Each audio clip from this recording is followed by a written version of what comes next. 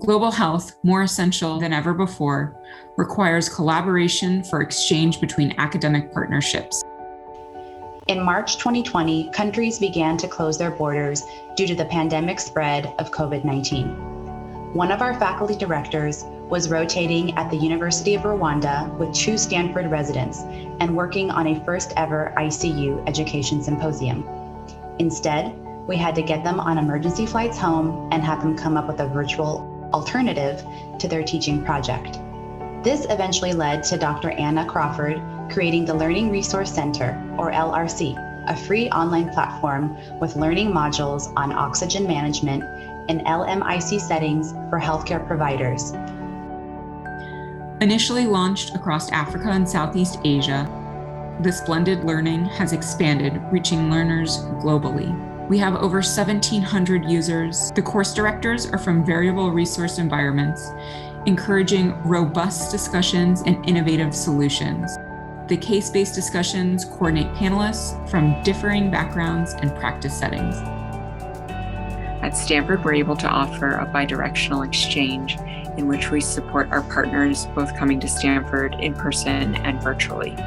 We've learned that over the years, building global health partnerships in a bidirectional manner can have a larger impact than just a one-sided exchange.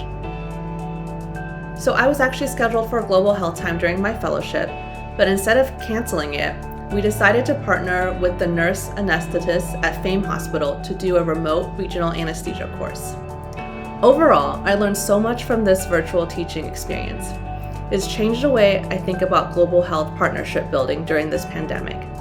As you know, regional anesthesia is important in resource-constrained settings because it has great potential in reducing anesthesia-related morbidity and mortality. And our curriculum demonstrates that virtual education can be an interactive way of teaching fundamental regional anesthesia knowledge. And the flipped classroom approach gives flexibility for time zone differences and clinical responsibilities. Virtual reality, simulation, and Zoom can create a community in which anesthesia ideas are taught and exchanged, and people are able to learn almost as well, if not as well, online as in person. The COVID pandemic changed our outlook on global health practice by showing us that the world is indeed just as small as we thought it was.